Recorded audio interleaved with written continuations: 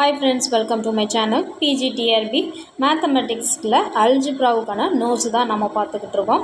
இன்றைக்கி நம்ம பார்க்க போகிறது கர்னல் வித் எக்ஸாம்பிள்ஸ் பார்க்க போகிறோம். அடுத்தது isomorphism and isomorphic with lemma definitions பார்க்க போகிறோம். நம்ம சேனலில் முதல் முறையாக பார்க்குறவங்களா இருந்தால் சப்ஸ்கிரைப் பண்ணிக்கோங்க, கூடவே பெல் பட்டனையும் கிளிக் பண்ணிக்கோங்க. வீடியோவை ஸ்கிப் பண்ணாமல் பாருங்கள்.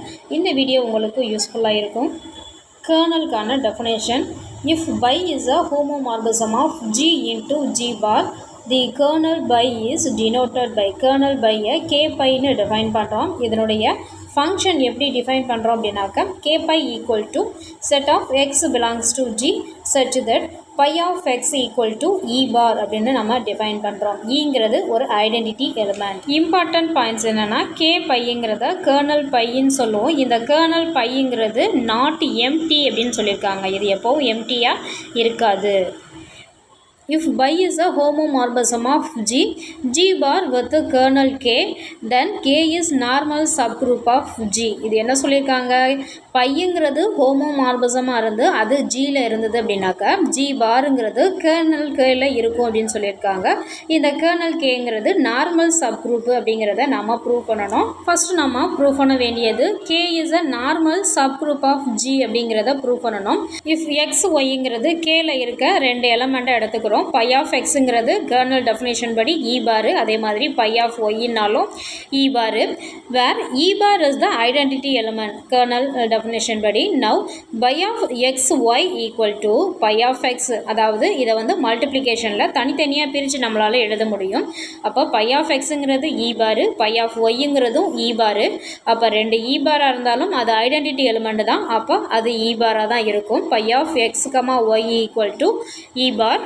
அப்போ x y belongs to k, x ஒய்யும் கர்னல் கேயில் தான் இருக்குது அப்படிங்கிறத நம்ம ப்ரூவ் பண்ணிட்டோம்.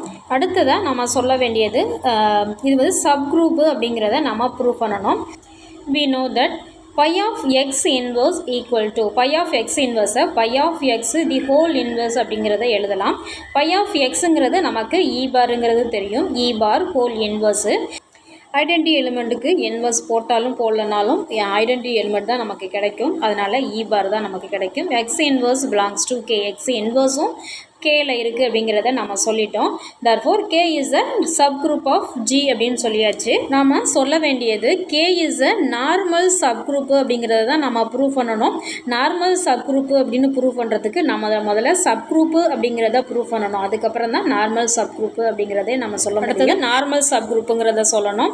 இல்லாட்டி G belongs to G, small k belongs to capital K, therefore pi of G k G inverse equal to இதை ஹோமோமார்பிசம் படி நம்ம பிரித்து எழுதுகிறோம். pi of G into pi of K into pi of G inverseங்கிறத பிரித்து எழுதுகிறோம். pi of K kernel definition படி pi of Kங்கிறது நமக்கு e பாருங்கிறது நமக்கு தெரியும். pi of G into e bar into pi of G inverse அப்படிங்கிறத எழுதுகிறோம். ஐடென்டிட்டி எலிமெண்ட்டுங்கிறதுனால அதை நம்ம விட்டுடுறோம். pi of G into pi of G inverse அது ரெண்டு மட்டும் வருது. அடுத்தது pi of G G inverse இது ரெண்டுமே ஐடென்டிட்டி எலிமெண்ட் தான். அப்போ நமக்கு pi of ன்னு கிடைக்குது. அப்போ pi of னா e பாரு. இப்போ pi of G K G inverse equal to pi of e equal to e பார் அப்படிங்கிறது கிடைக்குது. நம்ம நார்மல் சப்குரூப்புக்கான டெஃபினேஷன் எடுத்துக்கிட்டு இதுவும் நமக்கு கர்னலை ப்ரூவ் பண்ணுது அப்படிங்கிறத நம்ம ப்ரூவ் பண்ணியாச்சு. therefore k is a normal subgroup of G அப்படிங்கிறத சொல்லியாச்சு. ஐசோமார்பிசத்துக்கான டெஃபினேஷன் பார்ப்போம். a homomorphism by from G into G bar is said to be a isomorphism if by is a 1-to-1 அப்படின்னு சொல்லியிருக்கோம். ஜிங்கிறது ஹோமோமார்பிசமாக இருந்துச்சுனாக்க ஜி பாருங்கிறது ஐசோமார்பிசமாக இருக்கும் அப்படின்னு சொல்கிறாங்க. அதுக்கான கண்டிஷன் என்ன சொல்கிறாங்க? பைங்கிறது 1-to-1 ஃபங்க்ஷனை டிஃபைன் பண்ணணும். 1-to-1 ஃபங்க்ஷன் இருந்தது அப்படின்னாக்க அது ஐசோமார்பிசம் அப்படிங்கிறத சொல்லலாம். Two subgroups G and G star is said to be isomorphic னு சொல்லலாம். if there is an isomorphism f is to G to G star, Gங்கிறது on to function of G star இருக்கணும். if is denoted by G isomorphic to G star. isomorphismனாக்க G G barன்னு define பண்ணுறோம். isomorphicனா G G starன்னு two குரூப்ஸை define பண்ணுறோம். ஐசோமார்பிசம்னாக்கா 1-to-1 function இருக்கணும். இங்கே on to ஃபங்க்ஷன் இருக்கணும். ஒரு important note, isomorphism is an equivalence relations. இந்த ஈக்குவலன்ஸ் ரிலேஷன்ஸ் கேட்க வாய்ப்பு இருக்குது. If G is a isomorphism of ஜியாக இருக்கணும், அதாவது 1 to 1. G isomorphic to G star, அதாவது ஆன் டூ. அடுத்ததாக ஐசோமார்பிக்குடைய இன்னொரு ஈக்குவலன்ஸ் ரிலேஷன்ஸ் என்னன்னு பார்த்தீங்கன்னாக்க, ஜி ஐசோமார்பிக் டு ஜி ஸ்டாருங்கிறத G star isomorphic to G double star அப்படிங்கிறத குறிக்கலாம். Implies G isomorphic to G double ஸ்டாராகவும் இருக்கலாம். இதுதான் ஈக்குவலன்ஸ் ரிலேஷன். இந்த வீடியோ உங்களுக்கு யூஸ்ஃபுல்லாக இருக்கும்னு நினைக்கிறேன். உங்களுக்கு பிடிச்சிருந்தால் லைக் பண்ணுங்கள், ஷேர் பண்ணுங்கள், சப்ஸ்கிரைப் பண்ணுங்கள். தேங்க்யூ ஃபார் வாட்சிங்.